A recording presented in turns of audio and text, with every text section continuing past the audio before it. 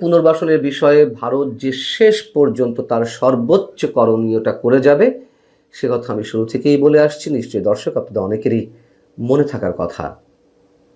এবং ভারতের প্রায় সব দলই যে এ বিষয়ে ঐকমত্য অবস্থানে রয়েছে সেটিও আমরা জানি। এখন যেটি শোনা যাচ্ছে যে গোপন স্থানে অবস্থান করেও সাবেক প্রধানমন্ত্রী আওয়ামী লীগ সভানেত্রী শেখ হাসিনা তিনি দলীয় নেতাদের সঙ্গে বৈঠক করছেন। শেখ হাসিনা তার দলীয় নেতাকর্মীদের উদ্দেশ্যে অডিও বার্তা দিয়ে আসছিলেন, অনলাইন বৈঠকগুলোতে নিয়মিত অংশ নিচ্ছিলেন এবং যেগুলোর কোনো কিছুই ডক্টর ইউনূস সরকার ঘোরতর আপত্তি জানিয়ে এলো তাতে কোনো প্রকার কর্ণপাত করেনি ভারত সরকার। এবং সবসময় ভারতের পররাষ্ট্র মন্ত্রণালয় কিংবা দায়িত্বশীল বিভিন্ন পর্যায় থেকে এগুলো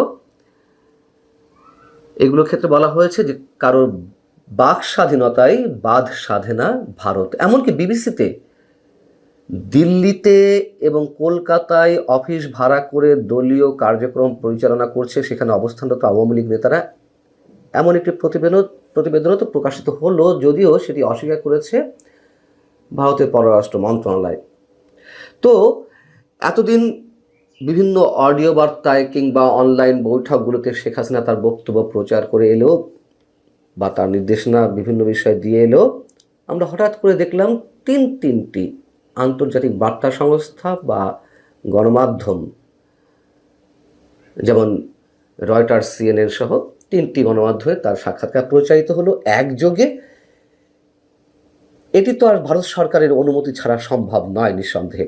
যাই হোক, এখন তিনি নিয়মিত ভারতের বিভিন্ন গণমাধ্যমকে অনলাইনে সাক্ষাৎকার দিয়ে যাচ্ছেন এবং সেগুলো প্রকাশিত হচ্ছে। এর মধ্য দিয়ে আমরা শুনলাম যে গত 23শে জানুয়ারি একটি সংবাদ সম্মেলনে তার ভার্চুয়াল উপস্থিতি, তার বক্তব্য শোনানো হলো।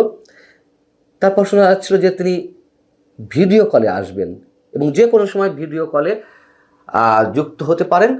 যেহেতু ভিডিও কলে যুক্ত হলে সেটির মাধ্যমে সংশ্লিষ্ট ব্যক্তির লোকেশন নির্ধারণ করা যায়, অনেকেই পারে, সেই জায়গা থেকে তিনি ভিডিও কলে এতদিন যুক্ত হননি। এখন যে কোনো মুহূর্তে ভিডিও কলে আসতে পারেন। আবার বেশ বেশ জোরে সোরেই বিভিন্ন গণমাধ্যমে আসছে যে তিনি দিল্লির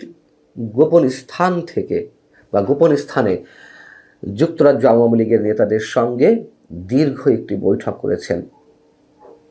অতএব শুরুতে যেটি বলছিলাম যে এসবের কোনো কিছুতেই অবাক হওয়ার থাকবে না, যদি কিনা সেখান থেকে বিশেষ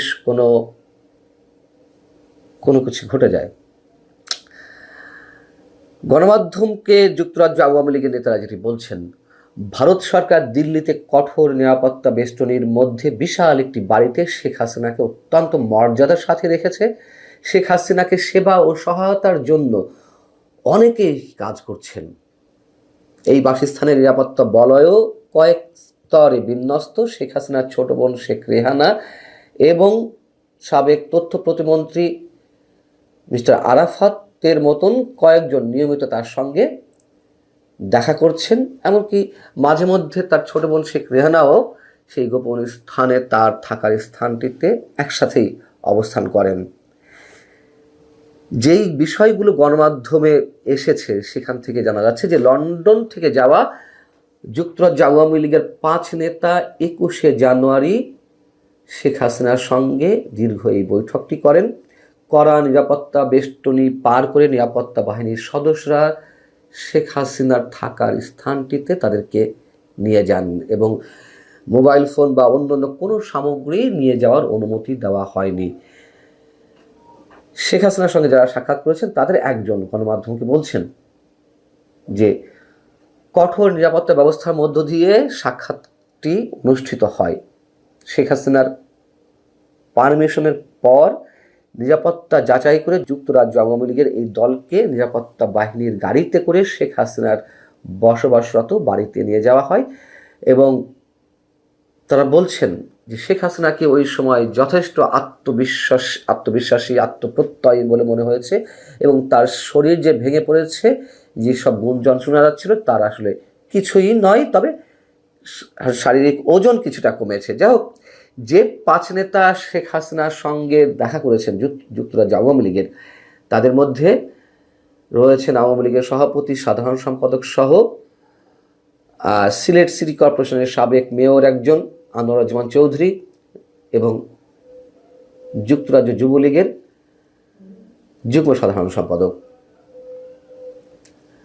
এবং ভারতে 1 সপ্তাহ যুক্তরাজ্য আওয়ামী লীগের এই 5 নেতা অবস্থান করে 26শে জানুয়ারি তারা লন্ডন ফিরে গেছেন। এই হচ্ছে বিষয়। 2024 সালের 10 ডিসেম্বর এই যুক্তরাজ্য আওয়ামী লীগের নেতাদের সামনে ভার্চুয়ালি ভাষণ দিয়েছিলেন শেখ হাসিনা। গত 21শে জানুয়ারি যে বৈঠকটি যুক্তরাজ্য আওয়ামী লীগের নেতাদের সঙ্গে হয়েছে, এটি নতুন কোনো বৈঠক নয়। এর আগেও আওয়ামী লীগের কয়েক নেতা একসঙ্গে, যারা কলকাতায় অবস্থান করছেন এই মুহূর্তে, তারা শেখ হাসিনার সঙ্গে বৈঠক করেছেন। অতএব খুব শিগগিরই যদি এইসব বৈঠকের মাধ্যমে কি হবে আমি নিশ্চিত নই, তবে এটুকু বলা যেতে পারে যে যদি বড় কিছু ঘটে যায় তাতে অবাক হওয়ার কিছু থাকবে না। রাজনীতিতে শেষ বলে কিছু নেই, সেই পুরনো কথাটি আমাদেরকে সবসময় মনে রাখতে হয়। এবং আল জাজিরা যে একটি প্রতিবেদন প্রকাশ করেছে, শেখ হাসিনা নেই, পলাতক, নির্বাচনে আওয়ামী লীগ নিষিদ্ধ, কিভাবে টিকবে দলটি, সেটি বিষয়ে আপনাদেরকে জানিয়েছি। অতএব বাস্তবতার জায়গা থেকে যা কিছু দৃশ্যমান আমাদের সামনে, হঠাৎ করে তার মধ্য দিয়ে অনেক কিছু যদি ঘটেও যায়, নিশ্চয়ই সেখানে বিস্মিত হওয়ার কিছু থাকবে না, খুব স্বাভাবিকভাবেই